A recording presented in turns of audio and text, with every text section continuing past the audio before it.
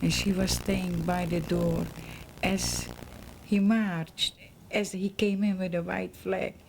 He picked the pistol and shoot her in the heart. Beautiful body, because they all was, that such a rotten bodies already laying there, and she passed out there. What was her name? I don't know her name. She was from Pressburg.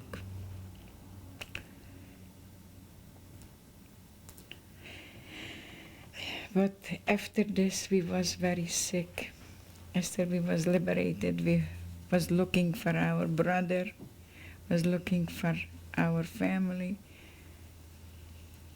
I heard that my husband's two sisters passed away there, and we became very, very sick. Me and my sister, but we didn't want to let go each other. There they opened a hospital, and they took us, and we didn't want to go. Some people were separated, and then they never knew about each other. So he says, she wanted my sister, we should always be only together. And they took us to the hospital.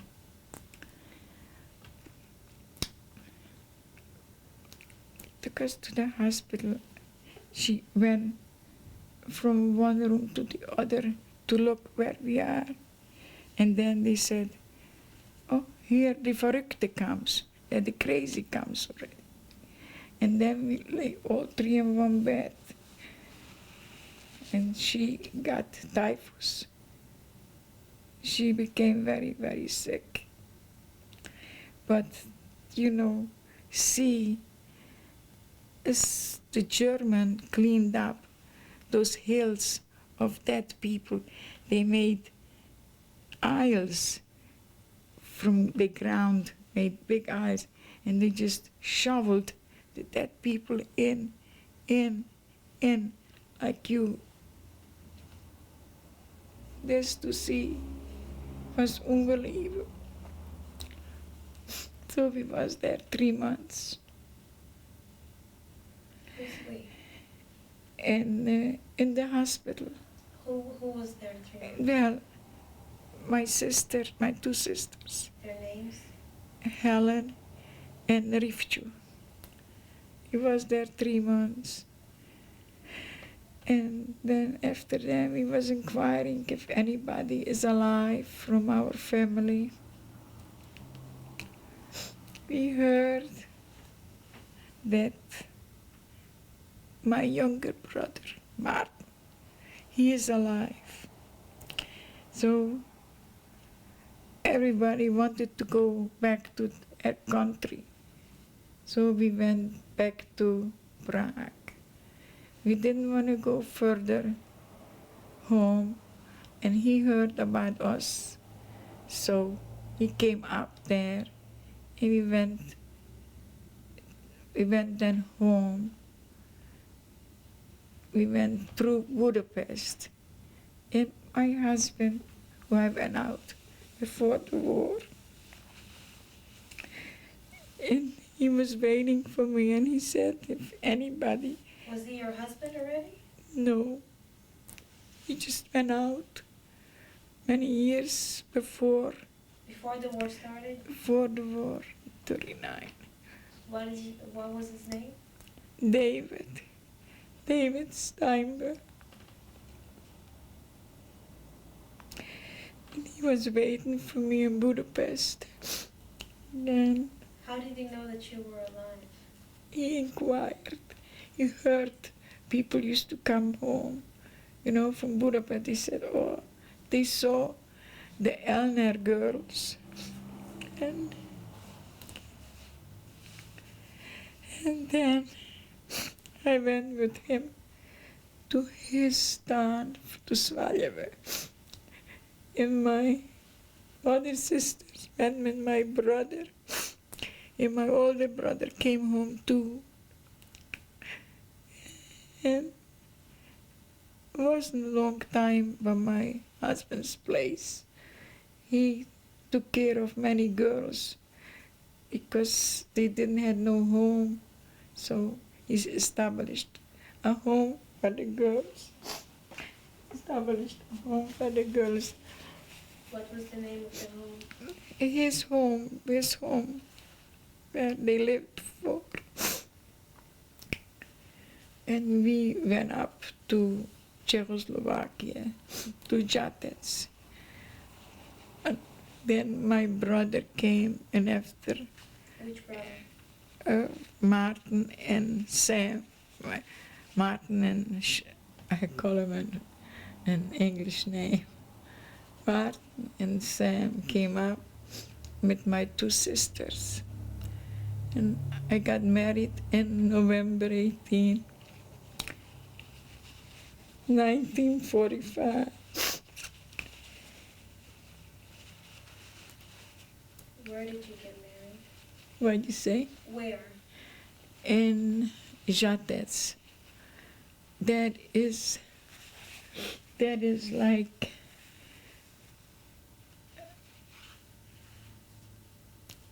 Czechoslovakia. And what happened after that? And my husband was working, and I had a child, Thomas. When was Thomas born? What'd you say? When was Thomas born? 1947. And in 49 we went to Vienna, not to Vienna, to Salzburg. And from there we went to America. But we lived a happy life. Somehow we never forgot what we went through, was all the time with us. And years, I all the time was frightened and dreamed that here they kill me, there they kill me. It's haunted me the past. But you have to go on. You have a family. We didn't have no money and we have to make a living. I worked too. My husband was very ambitious. And ambitious, successful, very devoted to the family, to us. How did you get to America? Through Hayas. Via what? By, physically? No, physically by boat. Stuttgart was the boat, I remember. How long did it take you to get here? It was a couple, maybe 2 weeks, because it was very stormy. And I felt very, very sick. And I was thinking, oh my God, I came here to die. But Who was on the boat with you? my husband and our child. And when you got here, did anybody met you here? Well, we went to Philadelphia. My husband had a brother here, 2 brothers here. And they tried to see he should have a job to work. And he worked. What did he do? Whatever work they gave him, manual work. And then he did some kind of in a fish store, a manager. He smelled a mile because, all the clothes goes through.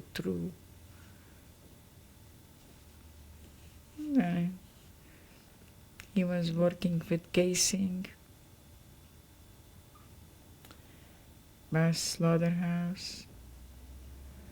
And then he bought small grocery in Philadelphia. I remember, they came in Thanksgiving. We took care of the turkeys. 2 boys came in with handkerchiefs on their hair. And he said, "I hold up." I didn't understand what it means, "I hold up." My husband lay down, and I stood because I didn't understand the word, what it means. So, some experience. We sold that store, and then we moved to Bayonne, New Jersey, to a bigger store. He was very ambitious, my husband.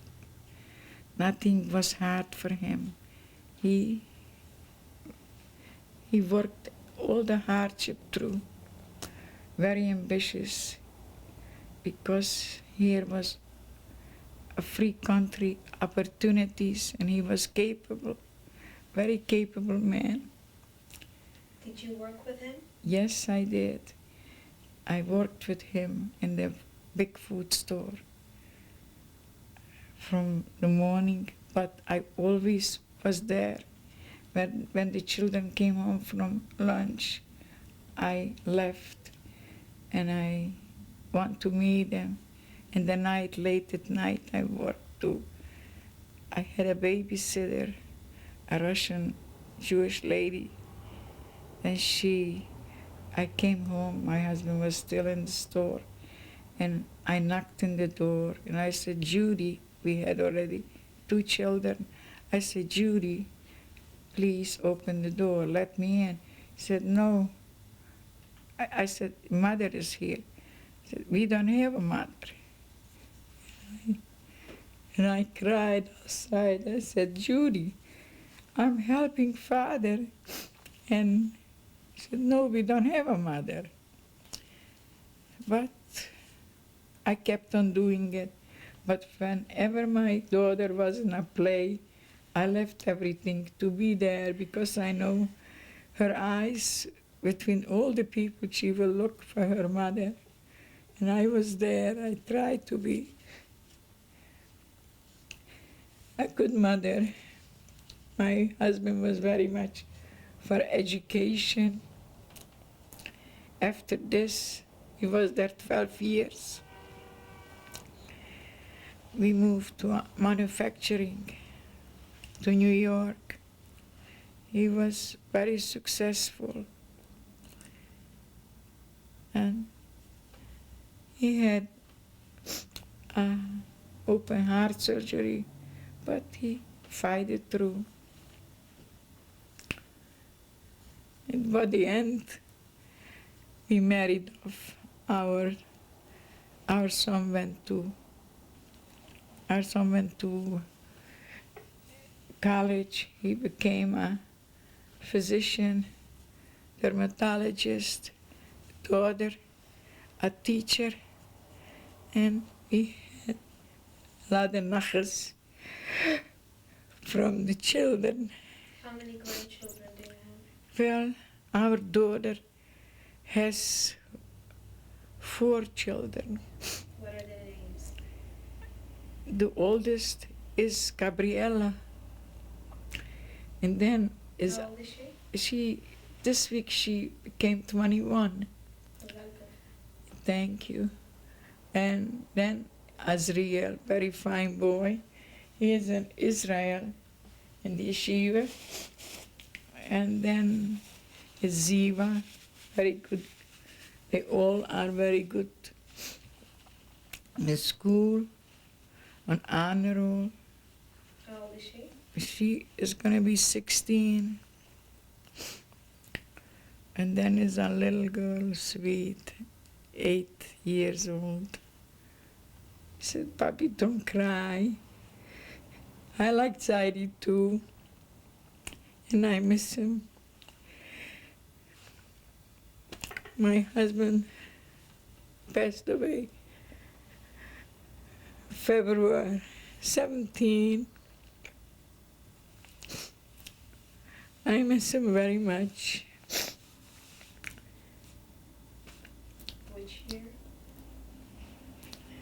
What'd you say? You said February 17th. Yeah. Which year? 96. He was sick. He was sick 5 months and could not make it. How old was he? I don't- How old was he? He was 82, but a half a year he was already sick. So I count only 81 and a half. Huh? It's hard. I miss him very much. We all miss him.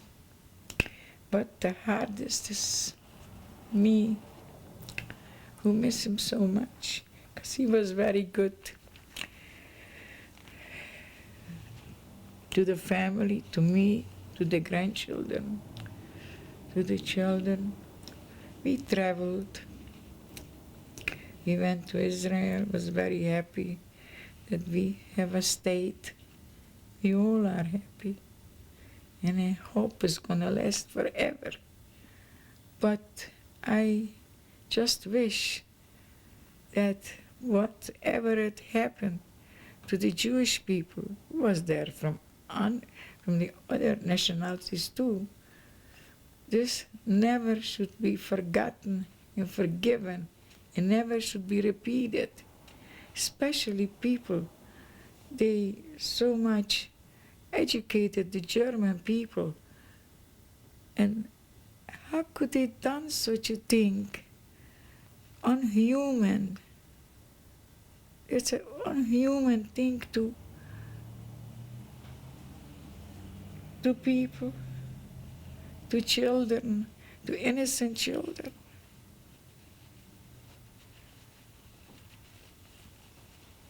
Well, it's a question, but see, it's not answered. They did it. They did it and it was done.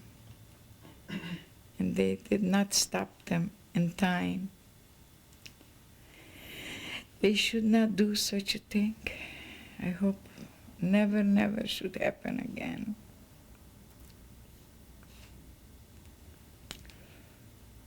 What more can I tell you? Just the Jewish people should hold together and fight.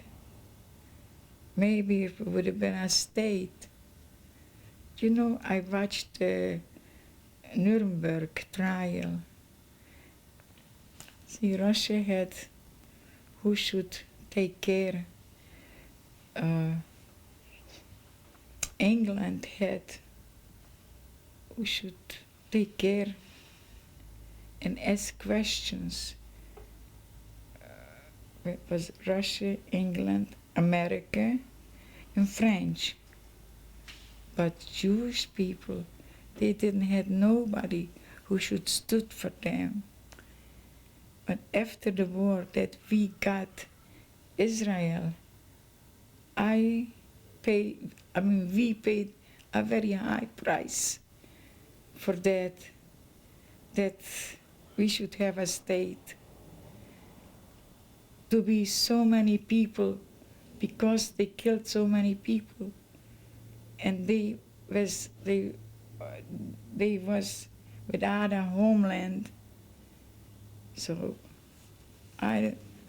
we Jewish people paid a very high price for that. Innocent people to kill and to punish, so never should be forgotten and forgiven, and never repeated for no nation. You forgot to mention your son and your son's grandchildren. Right. And I forgot to mention about my brother, what I told you, what happened to him. Remember, he killed German, right? Well, we have a son. He has one daughter, and he practices there. And What's her name? the granddaughter, Alisa. And his wife's name? Name is Sandy. And Judy's husband? Your daughter's husband's name? The other husband is Alex. Do you want to tell us about the incident? Yeah, what happened? Again, it shows you how he came in. You could have a picture of his behaving. He was in a march, but he walked with a Russian, and we speak Russian. So he said, Martin, you work in a factory and bring me back a big piece of iron, cut it down. So as he worked, this was January, and he brought a big piece of iron and put it in his pants. As he put it there, then the second day they went for a march, dead march. But every couple steps was a German. Every couple step. Fine. So that Russian went and he said, Martin, look, I'll knock this German down. I'll knock this German down. He took the piece of iron and knocked him down. And as the other came, he didn't see what happened to the first one. He knocked the other, and they right away stepped in the forest. It was a lot of snow, so they pulled that dead body to the forest and undressed him. And my brother didn't have any, very little clothes on him, was cold, so he put on the SS clothes with a gun, with everything. And the Russian came already closer. Then they find him. He said, oh, you are spion. You are, what is a spion? It's like a, oh, what shall I say? That they don't trust somebody, how shall I? The moment it doesn't come to my mind. A spy, that he is a spy. He said, no, I am not a spy. We just killed a German and I was cold. I put on his clothes. So he said, no, it's not true. You are a spy. He started to scream, I'm a Jew. No, wasn't enough. He put on his pants. Said this wasn't enough either. They want to kill him. So he said, look, I'm a Jew. Then he started to scream, Shema Yisrael, and start to say some kind of a prayer. So somewhere between the Russian was a Jew, and he believed him that he's really a Jew, and that's what he says is true. So then further, he went further in the forest, and the Russian came closer. He went to a Russian. Shall I stop? Continue? He went to a Russian family and he said, look, I am not a Jew, I am a Pravoslav, a different kind of a religion. So that's why he kept on staying with them like 6 weeks.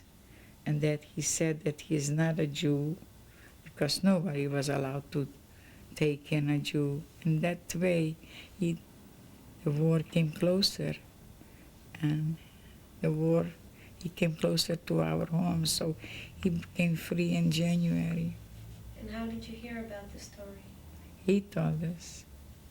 Yeah, then he said he was full of lice and everything, so the woman took him to the mikveh. You know what is that? Then the goy was there with them, and they find out he is a Jew. He said, I'm not a Jew, but this Gentile was drinking. So the woman said to him, look, you are drunk. He is a Pravoslav. He is not a Jew. We'll stop here and we'll pick up with the next. Okay, dear.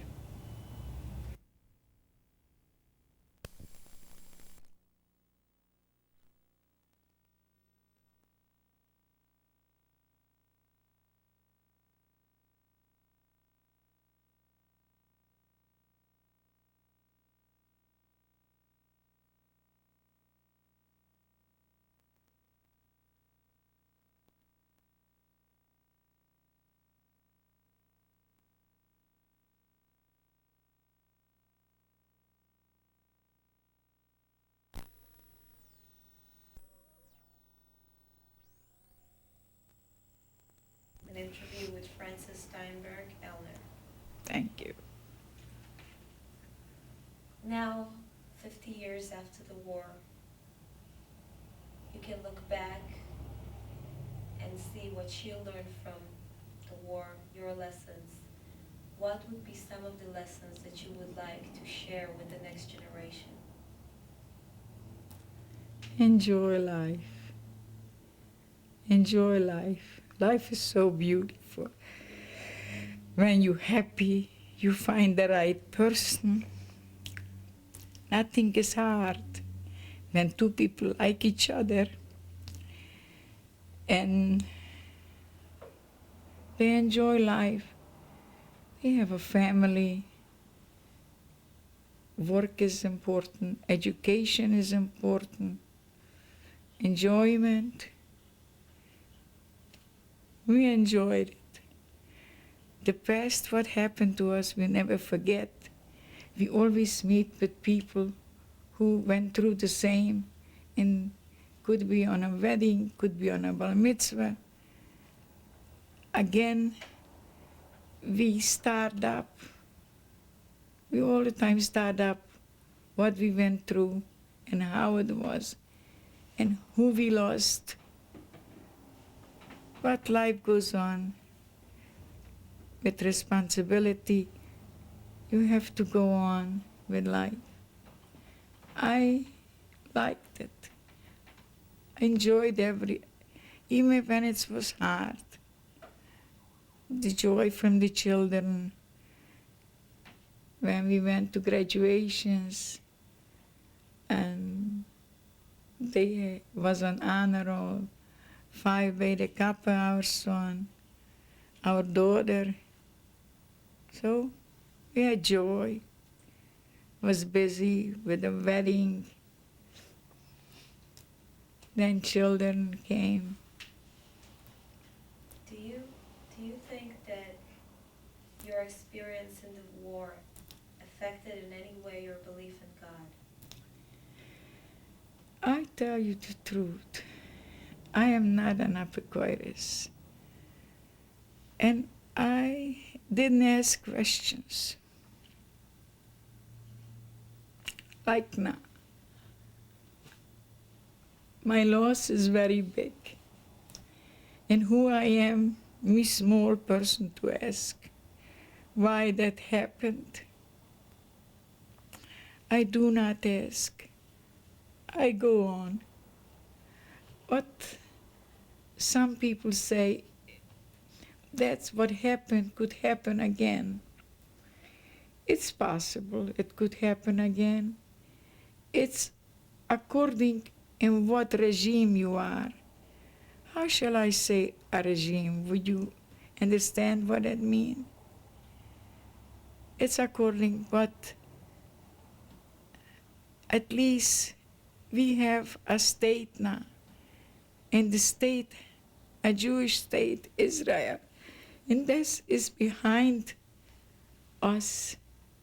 In many places, they didn't, like, I think in Utopia or wherever it was, that he took out in one shot 15,000 people, right? And wherever it's happened something with the Jews, they stay for it and they go and see that should not happen. But you never know what the future brings. It's according how. What, who, what, how strong they are. the enemy, how strong the enemy is. And believe in God. Look, you cannot be a atheist. You cannot be a pagan. You have to believe that there is somewhere a hierarchy. So, call it God. And you have to go on in life. No, I never questioned it. Is there anything else you would like to add to your testimony? Well, like I mentioned it already. For you young people, enjoy life. Life is beautiful, life is nice. Enjoy it. And be aware that should never happen again. Not forgotten and not forgiven. Never happen again. I am for it. It should be remembered. In fact, our granddaughter interviewed me with my husband together. She needed for school. And I think it's right that they should know what happened.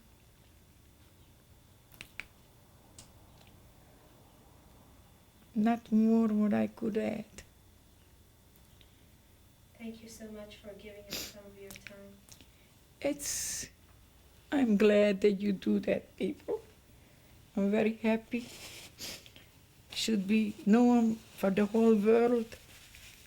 Should be known that should not happen to no nation. Because life is beautiful and should not be done such a cruel things for people. I wish my husband should be here. He would enjoy to give some of his experience. Thank you. Thank you, people. And try to keep it in mind, not to let it, wherever it starts, that fire should not go, should not burn, should be killed. Thank you, people. Well, this is my mother and father. When this picture was taken? 1938, 37, 38. Do you know how old your parents were? Yes, I would say my father was born in 1992. My mother was born in 1988. So how old were they in this picture? How old? So let's figure out for 92, from 92 to 1938. Let's say 38 and 8 is 50, 46 was father. Mother was 4 years older. What was the reason for this picture? Just we want to have a picture, I guess. No special reason. Thank you. This is a picture when my father visited my oldest brother in the army when he was the Czech army. What's your oldest brother's name? Sam. And what year was this? Must have been in 1936. Thank you. Yes. This is my second to the oldest brother. His name is Yasl. He passed away in a burning camp How old was he in this picture? How old? He must have been 30 years old, 29, When was this picture taken? 40. Oh, this was still, when the picture was taken in 1940 maybe. Thank you. This is my third brother who passed away in a March in 1945. He passed away from hunger. When was this picture taken? This was in 1938. And how old was he here? He must have been, wait, he was born in 22. 38. How much was he? 38. How much? I cannot think. Much 20, let's say. Thank you. That's me. I was young, When was this picture taken? right after the war, in 1945. What was the purpose of this picture? I always liked pictures. I have a lot of pictures. Thank you. From the left, sitting is my sister-in-law. Standing is my oldest brother. Next to it is my husband. Sitting in the white dress, it's me.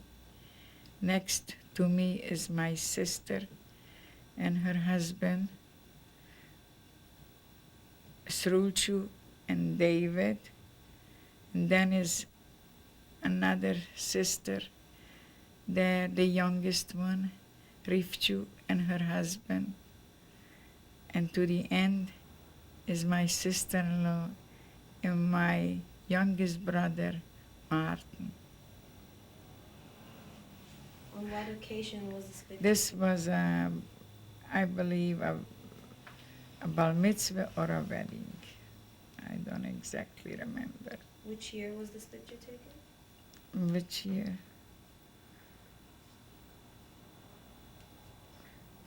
More, no, 10 years ago. Sure. Middle 80s? Yeah, 10 years ago. Thank you. This is on a bar mitzvah, our daughter's bar mitzvah, our grandson's bar mitzvah. To the left is my husband, next to him is our son, next to our son is the wife, and then to the wife it's me, and this is the granddaughter. Can you tell us their names? Yes. David is my husband, Tom is our son, the wife is Sandy, me, and then is Alisa. Thank you. This is our son's wedding. Our nephew to the left, to the second is the wife, Tam is the first, the second is Ahuva, and then is the mother of the bride and the brother. Then is our son and Alisa, me, and my husband. And those people, no, that is Judy and Alex. Judy and Alex. Who are they? Alex is our son, Judy is our daughter, and that is my husband too, David. Thank you. This is our grandson, Judy's son, Judy and Alex's son. He is in Israel in a yeshiva. Thank you. You're welcome. This is our granddaughter, two granddaughters. our sons, Tom and Sandy's, and the next is Judy and Alexis, Aliza. One is Alisa and one is Aliza, and my husband, David. Thank you. You're welcome.